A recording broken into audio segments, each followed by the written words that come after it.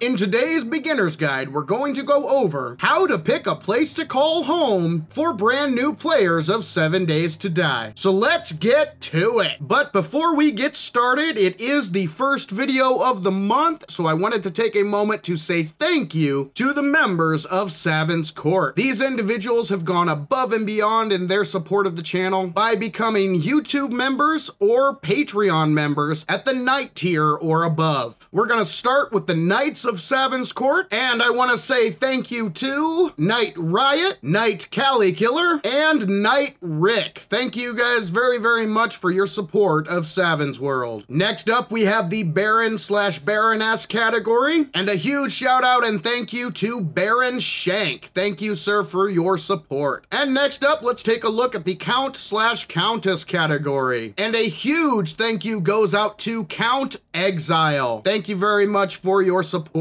Now, Exile also deserves another special shout out because not only has he supported Saven's World by signing up at Patreon on the Count tier, this individual has also been generous enough to donate a 7 Days to Die Steam key to the channel. And we are going to be giving away this Steam key at the February Q&A. I will be releasing more information about this giveaway here in the days and weeks to come, but thank you very much, Exile, Count of Saven's Court, for your support and generosity. It is extremely appreciated. Now, if you would like to join Saven's Court and find your name here on the wall, all you have to do is become a YouTube member or a Patreon member at the Knight tier and above. The links to those sites are in the description of this video, and I'll go ahead and add them to the pinned comment as well. YouTube memberships and Patreon memberships go a very long way in supporting the channel. Everything that is donated through those sites, I reinvest directly into the channel so I can bring you guys higher quality and better videos. So thank you very much once again, members of Saven's Court, and for all of you folks watching that would like to go above and beyond and support the channel, links are in the description and the pinned comment. But now, let's get back to it. So you've just started a brand new game of 7 Days to Die. You've gotten your beginner quest done, you've located your trader here. Now it's time to find a place to call home. So let me go over a few tips and tricks on how to pick a POI to call home. Tip number 1 is try to pick a POI that is relatively close to the trader. In 7 Days to Die, the trader is basically the hub of this game. The trader is the one that sends you on quests to get loot and earn money. The traders have inventories of goodies for you to buy. Plus, inside the trader compound, you will have access to a working vending machine. These items can be extremely valuable, especially in the early part of the game. So when trying to decide where to live, pick a POI that is relatively close to your trader. Tip number 2 is walls. Finding a POI that has walls surrounding your building would definitely be a good thing. However, I will caution you that you have to choose the right wall. For instance, the wall we have in front of us here, I would not recommend. That is because it is made out of full blocks beside half blocks. So if you have a wandering horde, a lot of times what happens is the zombies can actually get stuck on these corners. You want a wall that is entirely flush. If you come across a wall like this, the zombies will get stuck and they'll start going into rage mode and banging down your wall and maybe even potentially make their way into your house. So when you are looking for walls, just make sure you're not looking at something like this. You want a flush wall, not a wall that has these little full blocks next to the half blocks, giving the zombies a space where they can get stuck and start doing damage. Instead, you want a wall like this that is nice and flat, so even if the zombies are coming this way and they hit the wall, they'll turn and they will continue on their merry way. There's nothing here for them to get stuck on, so a wandering horde will continue to path if they happen upon your POI. Walls are an excellent choice, just make sure you're picking the right wall. Tip number 3 is try to find a POI that has very strong materials on the bottom 2 blocks. So this POI here, it looks like it has a very strong foundation. If the zombies happen upon your POI, they will attack the second block first. So you have your bottom block and the block right above it is the second block.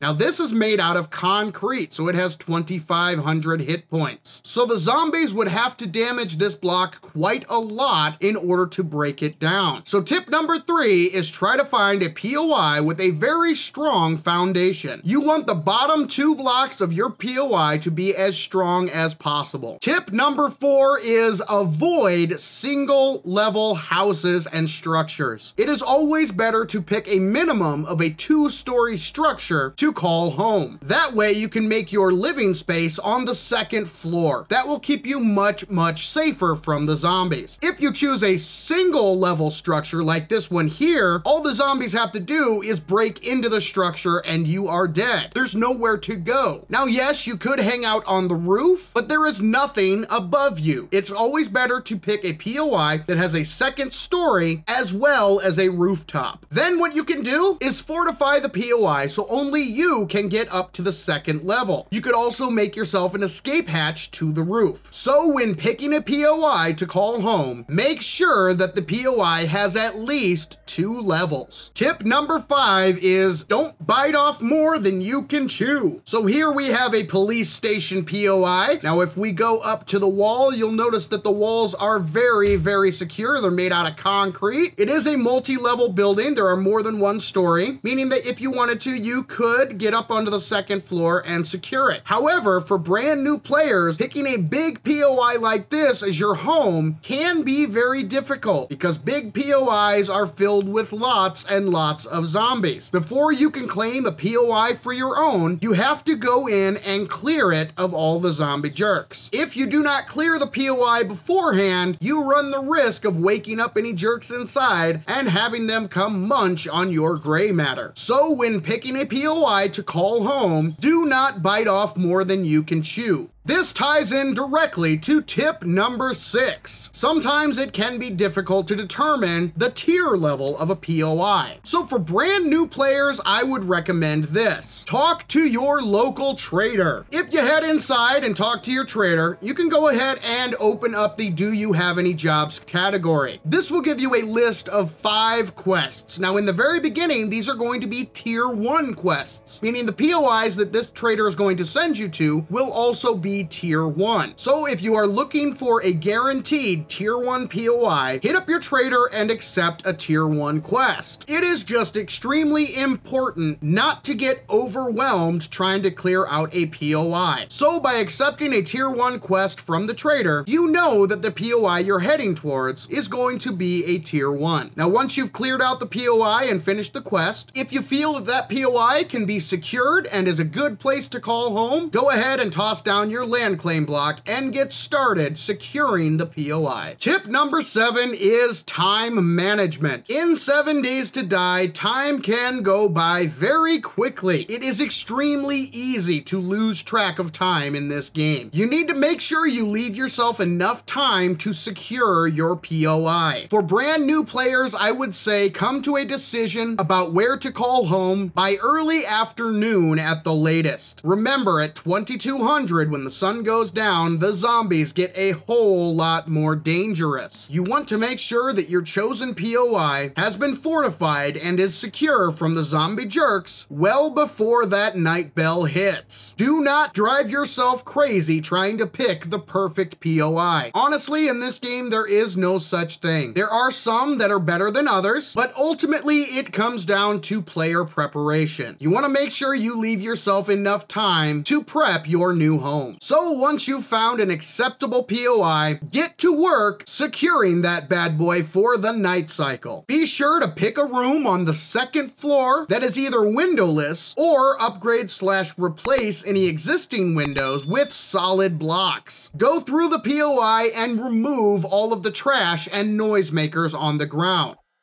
Ensure that only you can get in and out of your structure. So things like this here, I would recommend banging these down. Bang down all the stone here. Not only are you going to get a whole bunch of awesome resources, but you will also keep the zombies from being able to jump into your house. Now you don't have to destroy everything. I would just recommend destroying the stone and then coming over here and throwing down a ladder system. As long as you put the ladders 2 blocks off the ground, you will be able to jump up to the ladder, but the zombies will not. Also be sure to toss down your land claim block and your bedroll. These items will ensure that no zombies will respawn in your chosen home, and the bedroll will also act as your respawn point just in case you happen to die. Now, once you've placed your land claim block, your bedroll, you've gotten rid of all the trash and noisemakers on the ground, and you've secured your entrances into and out of the POI, your new home is relatively safe. During the overnight, as long as you do not make too much noise, the zombies should leave you alone. Now, if you are brand new to 7 Days to Die and looking to learn a little bit more info to help you get started in this game, I've created a very special playlist of beginner's guide tutorials that you can access by clicking the box in the top right corner of the screen. But for now, this is Saven saying thank you, ladies and gentlemen, for joining me in